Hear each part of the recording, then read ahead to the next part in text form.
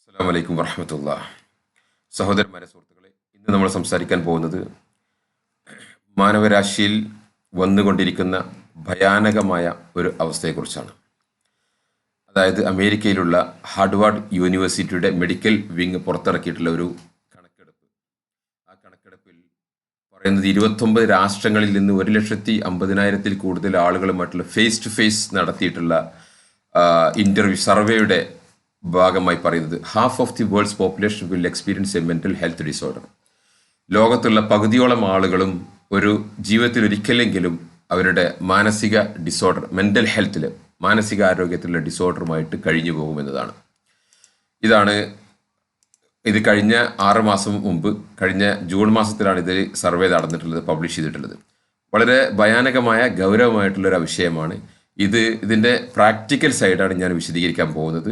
എങ്ങനെ ഇത് ഡെവലപ്പ് ചെയ്ത് വരുന്നു, ഇത് എന്തുകൊണ്ട് ഡെവലപ്പ് ചെയ്ത് വരുന്നു, ഇതിനെ നമുക്ക് എങ്ങനെ തടയാം, അത് വന്നു കഴിഞ്ഞാൽ എങ്ങനെ റിക്കവർ ചെയ്യാം എന്നത്, അത് ഏതെല്ലാം വയസ്സിലാണ്, ഏത് ഏജിലാണ് ഇത് സ്ഥിരപ്പെട്ട് വരുന്നത്, കാണപ്പെടുന്നത് എന്നുള്ള വിഷയങ്ങളാണ് നമ്മൾ ഇന്ന് സംസാരിക്കാൻ പോകുന്നത്.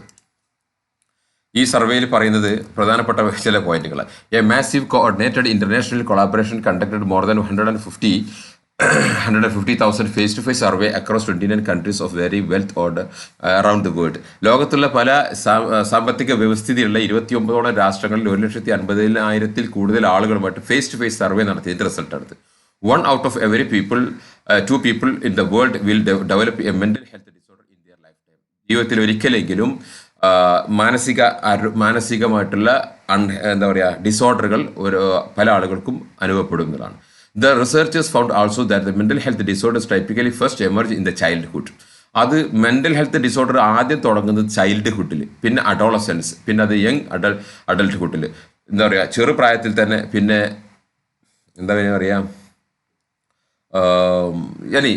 വ്യത്യസ്ത ഘട്ടങ്ങളിലായിട്ട് ചൈൽഡ്ഹുഡ്, അഡോളസൻസിലും ആൻഡ് യങ് അഡൾട്ട്ഹുഡിൽ, ഈ 3 സ്റ്റേജിലും ഏകദേശം ഒരു 19-20 വയസ്സാകുമ്പോഴേക്ക് ഈ ആളുകൾക്കൊക്കെ ഇത് സ്ഥിരപ്പെടുന്നുണ്ട്. ശരിയാണ്. നമ്മുടെ അടുത്ത് വരുന്ന കേസുകളിൽ അധികവും ഈ സ്റ്റേജിലുള്ള കുട്ടികൾ ആണ്. അല്ലെങ്കിൽ മുതിർന്ന 35, 40, 45 ആയിട്ടുള്ള ആണാവട്ടെ പെണ്ണാവട്ടെ, ചിലപ്പം 60 വയസ്സിലായിരിക്കും ഒരു പുരുഷൻ നമ്മുടെ അടുത്ത് വരുന്നത്. പക്ഷേ ആ പുരുഷനോട് അദ്ദേഹത്തിൻ്റെ 20 വയസ്സിന് മുമ്പൊക്കെ എന്തായിട്ടുള്ളത് ചോദിച്ചു കഴിഞ്ഞാൽ കറക്ഷൻ 20 വയസ്സിന് മുമ്പ് ഒരിക്കലും ഉണ്ടായിട്ടുണ്ടാവും. ഒരു മാനസികമായിട്ടുള്ള ഒരു പ്രശ്നം, മാനസികമായിട്ട് ഒരു കൊളാപ്സ് 20 വയസ്സിന് മുമ്പ് ഇവർക്കൊക്കെ ഉണ്ടായിട്ടുണ്ട്. അതുകൊണ്ട് 20 വയസ്സിന് മുമ്പ് വന്ന്, അല്ലെങ്കിൽ 30 വയസ്സിന് മുമ്പ് വന്ന്, എന്തായാലും ഒരു 20 വയസ്സിന് മുമ്പായിട്ട് ഇവർക്കൊക്കെ ഇത് സംഭവിച്ചിട്ടുണ്ട് എന്നതാണ്. അപ്പോൾ ഈ സർവേ വളരെ വ്യക്തമായിട്ടുള്ള ഒരു മാസീവ് സർവേയാണ്, കറക്റ്റായിട്ട് വരുന്ന സർവേയാണ്. അവർ തന്നെ പറയുന്നത് peak age of the first ones it was 15 years old. ഏകദേശം 15 വയസ്സിനോട് അടുക്കുമ്പോഴാണ് ഇതെന്ത് ചെയ്യുന്നത് കാണപ്പെടുന്നത്. വിത്ത് മീഡിയേഷൻ ഓഫ് ചില ആളുകൾ 19-20, പുരുഷന്മാർക്ക് 19-20, ഏകദേശം ഒരു 15 തൊട്ട് തുടങ്ങുന്നുണ്ട്. എൻ്റെ അഭിപ്രായ പ്രകാരം 12-13 വെച്ച് തുടങ്ങുന്നുണ്ട്. 12-13 വെച്ച് കുട്ടികൾക്ക് ഉണ്ടാകുന്ന ഭയങ്കരമായ ഡ്രാസ്റ്റിക് ചേഞ്ചസ് ഉണ്ട്. എസ്പെഷ്യലി അവരുടെ സെക്ച്വാലിറ്റിയിലും സെക്ച്വൽ മൈൻഡിലും സെക്ച്വൽ ഫീലിങ്ങിലും അവരുടെ സെക്ച്വൽ ഓർഗാൻസിലൊക്കെ വരുന്ന ചേഞ്ചസ് വരുന്നതോട് കൂടിയിട്ടാണ് അത് കാര്യമായിട്ട് തുടങ്ങുന്നത്. എന്ന് മാത്രമല്ല, ആ സ്റ്റേജസിൽ ആണ് കുട്ടികളെ അവരുടെ എന്താ പറയുക ബോർഡർ ലൈൻ പേഴ്സണാലിറ്റി ഡിസോർഡർ തുടങ്ങുന്നത്. മറ്റ് ആളുകളുമായിട്ടുണ്ടാകുന്ന ഇടപഴകുന്ന വിഷയത്തിൽ ആ ബോർഡർ ലൈൻ പേഴ്സണാലിറ്റി ഡിസോർഡർ, മറ്റു ആളുകൾക്ക് ഇവരുടെ ഡിസോർഡർ മനസ്സിലാകുന്ന വിധം പ്രകടമായി തുടങ്ങുന്നത് ഈ 12, 13, 14 വയസ്സ് കാലഘട്ടത്തിലാണ്.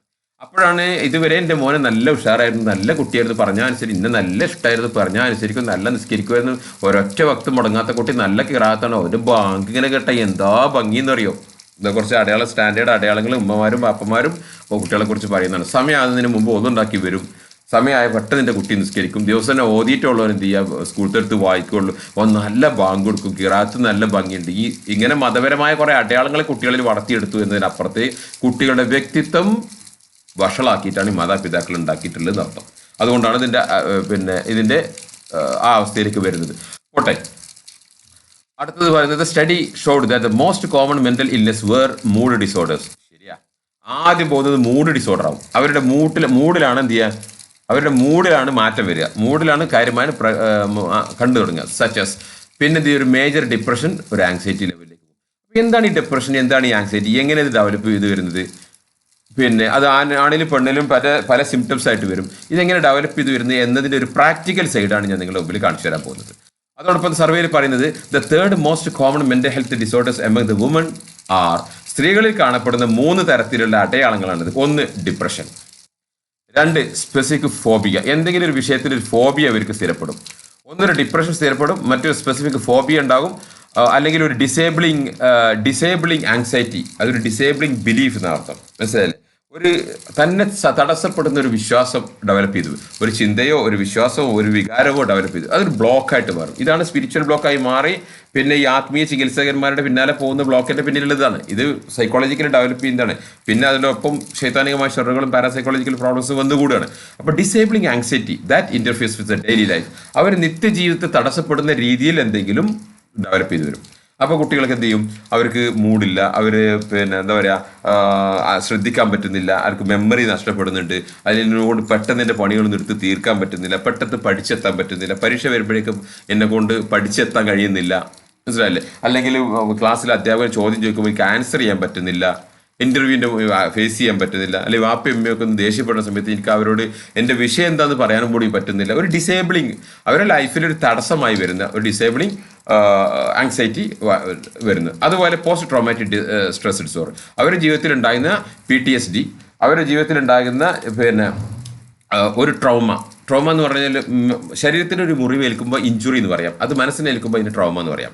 അപ്പോൾ അവർക്ക് ഏറ്റിട്ടുണ്ടായിട്ടുള്ള ഒരു പാനിക് ഷോക്ക്, അത് റിപ്പീറ്റ് ചെയ്തുണ്ടാകുമ്പോൾ പാനിക് അറ്റാക്ക് എന്ന് പറയും medical community doctors, panic attack എന്ന് പറയും. ഇങ്ങനെ ഈ രീതിയിൽ ഉണ്ടാകുന്ന സംഗതികൾ കൊണ്ടാണ് ഇതൊരു സാധാരണത്തിൽ സ്ത്രീകളിൽ അധികമായിട്ട് കാണപ്പെടുന്നു. സോ ഇതിൻ്റെ പ്രാക്ടിക്കൽ എന്താണ്, ഇതിൻ്റെ പ്രായോഗികമായിട്ട് എന്താണ്, ഇതെങ്ങനെ മനസ്സിലാക്കാം, അല്ലെങ്കിൽ ഇതെങ്ങനെ ഡെവലപ്പ് ചെയ്ത് വരുന്നു എന്നതാണ് ഇബിനിത്തമിയ holistic healing and life coaching നമ്മൾ ചർച്ച ചെയ്യുന്നത്, പഠിക്കുന്നത്. നിങ്ങളുടെ മുമ്പിൽ കാണുന്ന ചാർട്ട് വളരെ സിമ്പിളാണ്. നിങ്ങളൊന്ന് ശ്രദ്ധിച്ച് നോക്കിക്കഴിഞ്ഞാൽ ഏറ്റവും അടിയിലായി നോക്ക്, 2 കോളം. ഏറ്റവും അടിയിൽ ഏജ് ഓഫ് ദി പേഷ്യൻറ്റ്, പേഷ്യൻസിൻ്റെ വയസ്സ്, അവരുടെ personality of the patient. Personality എന്ന് പറഞ്ഞു കഴിഞ്ഞാൽ അൾട്ടിമേറ്റ്ലി മാനസികാരോഗ്യം എന്ന് പറഞ്ഞു കഴിഞ്ഞാൽ ഒരാളുടെ വ്യക്തിത്വത്തിനെ ആശ്രയിച്ചിരിക്കും. മെന്റൽ ഹെൽത്ത്, ഇന്റലിജൻസ് അല്ല ഞാൻ പറയുന്നത്, IQ അല്ല, ഇന്റലിജൻസ് അല്ല ഞാൻ പറയുന്നത്, എമോഷണൽ കോഷൻ്റെ EQ അല്ല ഞാൻ പറയുന്നത്. അവരുടെ മെന്റൽ ഹെൽത്ത് എന്ന് പറയുന്ന സാധനമുണ്ട്. അതെന്താണെന്ന് അറിയോ? അത് അവരുടെ വ്യക്തിത്വത്തിൻ്റെ ആകത്തുകയാണ്. വ്യക്തിത്വം എന്ന് വെച്ചാൽ knowledge, education, experience, wisdom, spirituality and morals. ഒരാളുടെ അറിവ്, അതിൽ വിദ്യാഭ്യാസപരമായ സിസ്റ്റമാറ്റിക് ആയിട്ടുള്ള വിദ്യാഭ്യാസത്തിനാണ് എഡ്യൂക്കേഷൻ എന്ന് പറയുന്നത്. മറ്റത് ജനറലായിട്ട് പഠിച്ചെടുക്കുന്നത്, ന്യൂസ് പേപ്പറിലൂടെ വായിക്കുന്നതും സമൂഹത്തിൽ നിന്ന് കണ്ട് മനസ്സിലാക്കുന്ന നോളജാണ്. സോ നോളജ്, എഡ്യൂക്കേഷൻ, എക്സ്പീരിയൻസ് പ്രധാനപ്പെട്ടതാണ്. എക്സ്പീരിയൻസ് കൂടുന്തോറും എന്ത് ചെയ്യും? നമുക്ക് പേഴ്സണാലിറ്റി ശരിയാക്കി എടുക്കാൻ പറ്റും. Wisdom means what? Wisdom means practical knowledge. Wisdom means practical knowledge and spirituality, ധാർമ്മികത, ആൻഡ് മോറൽസ്, ധാർമ്മിക നിയമങ്ങൾ അല്ലേ, മോറൽസ്. അപ്പോൾ ആത്മീയതയും ധാർമ്മിക നിയമങ്ങളും, ഇതാണ് ഒരാളുടെ പേഴ്സണാലിറ്റിയുടെ ആകത്തുക. അപ്പോൾ ഈ വ്യക്തിയുടെ പേഴ്സണാലിറ്റി ഇങ്ങനെ വെച്ച് നോക്കി, ഈ വയസ്സ് കൂടുന്നതോടും പേഴ്സണാലിറ്റി എങ്ങനെ മൂവ് ചെയ്യുന്നത് അനുസരിച്ചിരിക്കും ഇതിൻ്റെ പ്രശ്നങ്ങൾ. അപ്പോൾ ആദ്യമായിട്ട് പ്രശ്നം തുടങ്ങുന്നത് എവിടുന്നാണ്? ആദ്യമായിട്ട് തുടങ്ങുന്നത് പല ആളുകളും ഇഷ്ടപ്പെടില്ല, പറഞ്ഞേ പറ്റൂ, വളർത്തിയ തന്തയും തള്ളയും, വളർത്തിയ ഏട്ടനും മനിയയും, ഏട്ടത്തെയും മനിയത്തെയും, അമ്മായിയും എളാപ്പയും മൂത്താപ്പയും. ദാറ്റ് മീൻസ് റസൂൽ സ്വല്ലല്ലാഹു അലൈഹി വസല്ലം പറഞ്ഞ ഹദീസ് വളരെ വ്യക്തമാണ്. റസൂൽ എന്താ പറഞ്ഞത്? ഓരോ കുഞ്ഞും ജനിക്കുന്നത് അവൻ്റെ നേച്ചുറൽ ഡിസ്പോസിഷനിൽ, അവൻ്റെ ശുദ്ധ പ്രകൃതിയിലാണ് ജനിക്കുന്നത്. പിന്നെ അവനെ കളങ്കപ്പെടുന്നു, യഹൂദനാക്കുന്നു, ക്രിസ്ത്യാനിയാക്കുന്നു, മജൂസിയാക്കുന്നു. ഇവൻ അവരെ ആയി മാറുന്നത് ആരാണ് ഇവനാക്കുന്നത്? തൻ്റെ മാതാപിതാക്കൾ. പിന്നെ ഒരു മൃഗം ജനിക്കുന്ന ഉദാഹരണം റസൂൽ പറയുന്നത്. ഇത് വേറൊരു ക്ലിപ്പിൽ ഞാൻ വിശദീകരിക്കുന്നുണ്ട്, ഇനി വിശദീകരിക്കും. ലൈഫ് കോച്ചിങ്ങിൻ്റെ ബേസും അതാ. അതുകൊണ്ട് ഒരു കുഞ്ഞ് ജനിച്ചു വളർന്ന് കുഞ്ഞ് വളർന്നു വരുന്ന സമയത്ത് അവൻ വികൃതി കുട്ടനോ, മൊബൈൽ അഡിക്റ്റോ, കള്ളുകാരനോ, കഞ്ചാവുകാരനോ, പറഞ്ഞാൽ കേൾക്കാത്തവനോ, കുസൃതി കുട്ടനോ, അതല്ലേ പിന്നെ വൃത്തികെട്ട കുട്ടികളൊക്കെ ആയി മാറുന്നതിൻ്റെ ബേസിക് കാരണം തന്തയും തള്ളയും വളർത്തിയെടുത്തുണ്ടായ വിഷയമാണ്. കാരണം ഈ തന്തയും തള്ളി ഇതുപോലെ ഒരു വികൃതി കുട്ടനോ ഒരു വികൃതി കുട്ടത്തിയോ ആയിരുന്നു. അപ്പോൾ അവരുടേത് ഇവർക്ക് കൊടുക്കും, അത് അനുഭവത്തിലൂടെ കൊടുക്കും, അതിനപ്പുറത്ത് എമോഷണൽ ട്രാൻസ്ഫേഴ്സിലൂടെ കൊടുക്കും. അങ്ങനെ ഈ മാതാപിതാക്കളെ വളർത്തിയെടുത്ത്, അതുകൊണ്ട് അൺഹെൽത്തി പാരൻറ്റിങ് ആണ് ഇതിൻ്റെ സ്റ്റാർട്ടിങ് പോയിന്റ്. ഈ അൺഹെൽത്തി പാരൻറ്റിങ് ഉണ്ടായി കഴിഞ്ഞാൽ എന്ത് ചെയ്യും? അൺഹെൽത്തി പാരൻറ്റിങ് ആണെങ്കിൽ കുഞ്ഞുങ്ങൾക്ക് ആദ്യം നഷ്ടപ്പെടുന്നത് സെൻസ് ഓഫ് സെക്യൂരിറ്റി, സുരക്ഷിതത്വ ബോധമാണ് നഷ്ടപ്പെടുക. ഈ സുരക്ഷിതത്വ ബോധം നഷ്ടപ്പെട്ട് കഴിഞ്ഞാൽ തുടങ്ങി മൂഡ് ചേഞ്ച്. അവരെന്തായി? അവർക്ക് അണീസിനെസ് തുടങ്ങി, അല്ലെങ്കിൽ വെറീസ് തുടങ്ങി. ഇതാണ് മൂഡ് ചേഞ്ച് എന്ന് ഈ സർവേയിൽ പറഞ്ഞില്ലേ, മൂഡ് ചേഞ്ച്. യെസ്, അവിടെയാണ് തുടക്കം. അൺഹെൽത്തി പാരന്റിങ് കൊണ്ട് ഉണ്ടാകുന്നത് സെൻസ് ഓഫ് സെക്യൂരിറ്റി, സുരക്ഷിതത്വ ബോധം. അതുകൊണ്ട് റെക്കഗ്നിഷൻ, അംഗീകാരം, ലവ്, സ്നേഹം, അംഗീകാരം, കെയർ ആൻഡ് സപ്പോർട്ട്, ഈ 4 സംഗതി ഇവർക്ക് മിസ്സായി തുടങ്ങും. അൺഹെൽത്തി പാരന്റിങ്ങിന്റെ ഒന്നാമത്തെ ലക്ഷണം അതാണ്.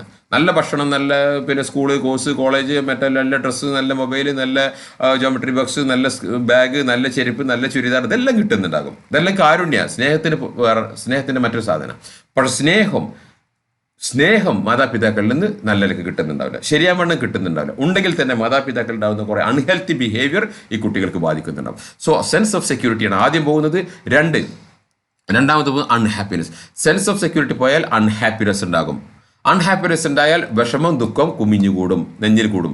അതെന്താവും? അത് വെറുപ്പായിട്ട് മാറും. അതാണ് ട്രാൻഡം വാശിയായിട്ട് വരിക. അതാണ് അഗ്രസീവ്നെസ്സും ആംഗ്രിനെസ്സും റേജുമായിട്ട്, ദേഷ്യമായിട്ട് പുറത്തേക്ക് വരിക. അതോടൊപ്പം അവരിൽ സംശയങ്ങളും ഡെല്യൂഷൻസ്, ഊഹങ്ങൾ വിശ്വാസമാകാൻ തുടങ്ങും. അവർ മനസ്സിലാക്കിയ പല ഊഹങ്ങളും യാഥാർത്ഥ്യമല്ലാത്തത് പോലും പിന്നെ യാഥാർത്ഥ്യമായി അവർ വിശ്വസിക്കാൻ തുടങ്ങും. യഥാർത്ഥമായ സംഗതികളെ അവർ വിശ്വസിക്കില്ല.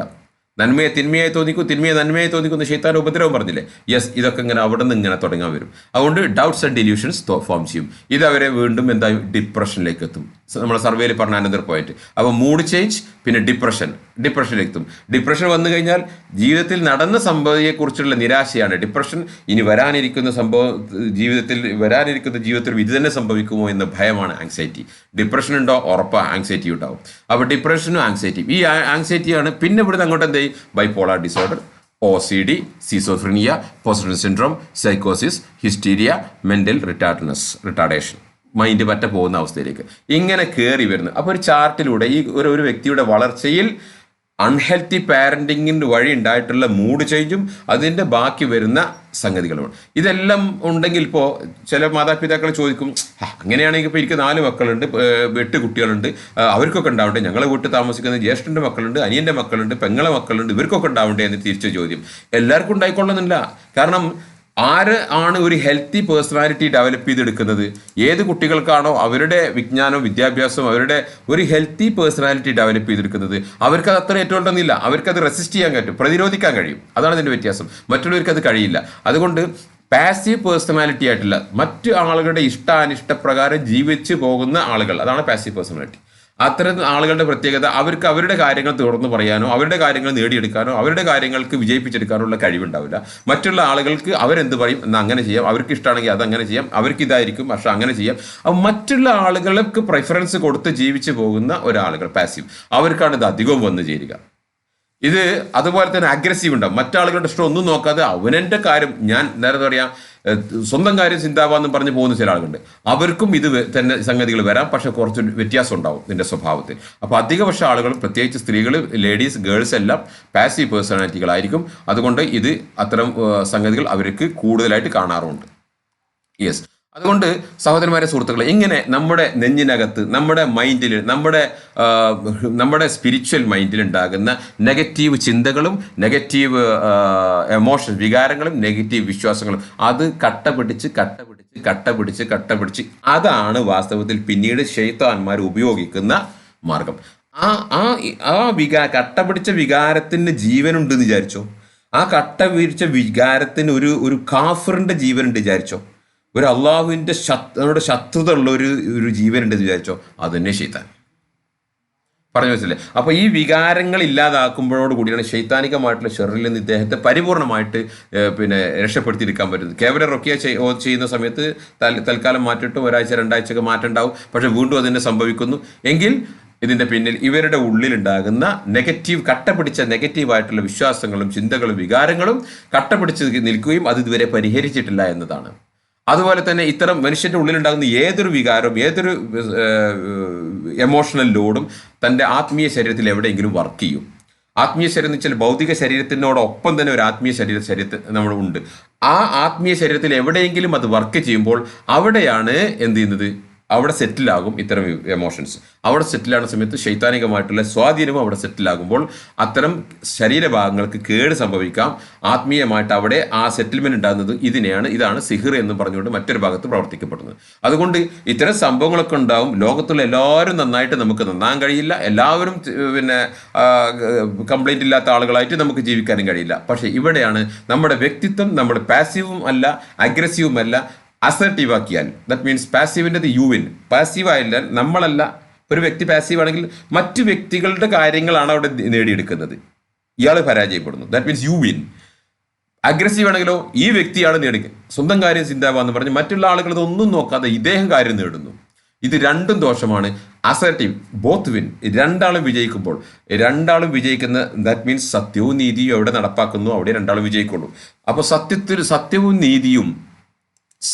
നീതിയിലും അധിഷ്ഠിതമായ ഒരു ബന്ധം നിലനിൽക്കൂ. സത്യവും നീതിയിലും അധിഷ്ഠിതമായിട്ടുള്ളൊരു ബന്ധം ഏത് ബന്ധമായിക്കോട്ടെ, മാതാപിതാക്കളോ ഭാര്യ ഭർത്താവോ അല്ലെങ്കിൽ മക്കളോ ഏട്ടനോ അനിയനോ ബ്രദേഴ്സോ സിസ്റ്റേഴ്സോ ഹൂ എവർ ഇറ്റ് ഈസ്, സത്യത്തിലും നീതിയിലൊരു ബന്ധം മാത്രമേ നിലനിൽക്കൂ. ആ സത്യത്തിലും നീതിയുള്ള ബന്ധം ഉണ്ടാകണമെങ്കിൽ അസർട്ടീവ് പേഴ്സണാലിറ്റി ആകണം. അതുകൊണ്ടാണ് നമ്മൾ എന്ത് ചെയ്യുന്നത്, personality. So that's the reason we do life coaching. ഇതുകൊണ്ടാണ് നമ്മൾ ലൈഫ് കോച്ചിങ്, ഏതോടൊപ്പം റൊഖയ, സ്പിരിച്വൽ ഹീലിംഗ്, ആത്മീയ ചികിത്സ, counselling and guidance, therapeutic counselling, ചില വിഷയങ്ങൾ തെറാപ്യൂട്ടിക്കലി കൗൺസിൽ ചെയ്തെടുക്കണം, and parapsychological investigations and cleansing. ഇതുപോലുള്ള വിഷയത്തോടൊപ്പം നമ്മൾ ലൈഫ് കോച്ചിങ്ങും കൂടെ എടുക്കുന്നത് എന്തുകൊണ്ടാണ്? ആളുകളുടെ പ്രശ്നത്തിന് 100% പരിഹാരമാണെങ്കിൽ അവരുടെ ഉള്ളകം ക്ലീൻ ചെയ്തെടുക്കണം, ഉള്ളകം പരിഹരിക്കണം. ഉള്ളിലുണ്ടാകുന്ന ചിന്തകളും വിശ്വാസങ്ങളും അവരുടെ വികാരങ്ങളും അത് നേരാവണ്ണം ശരിയാക്കിയെടുത്തെങ്കിലേ ഉള്ളകം ക്ലിയർ ആകൂ. ഇതുകൊണ്ടാണ് ലൈഫ് കോച്ചിങ് നമ്മൾ ഇതിൻ്റെ കൂടെ കൂട്ടുന്നത്. സഹോദരന്മാരെ, സുഹൃത്തുക്കളെ, ഞാൻ ഇവിടെ സംസാരിച്ച വിഷയം നിങ്ങൾക്ക് ഇഷ്ടപ്പെട്ടാൽ നിങ്ങൾ എൻ്റെ യൂട്യൂബ് ചാനൽ ലൈക്ക് അടിക്കുക. അത് നിങ്ങൾക്ക് ഇതുപോലുള്ള സ്പീച്ചസ് കിട്ടണമെങ്കിൽ സബ്സ്ക്രൈബ് ചെയ്യുക. അത് മറ്റുള്ള ആളുകൾക്ക് ഉപകാരപ്പെടുന്നതാണെന്ന് നിങ്ങൾക്ക് തോന്നുന്നെങ്കിൽ ഇത് മറ്റാളുകൾക്ക് നിങ്ങൾക്ക് ഫോർവേഡ് ചെയ്യുക, ഷെയർ ചെയ്യുക. ഇതാണ് നമുക്ക് അറിയിക്കാനുള്ളത്. ഇൻഷാ അല്ലാഹ് പിന്നെ കാണാം. അസ്സലാമു അലൈക്കും വറഹ്മത്തുള്ളാഹി.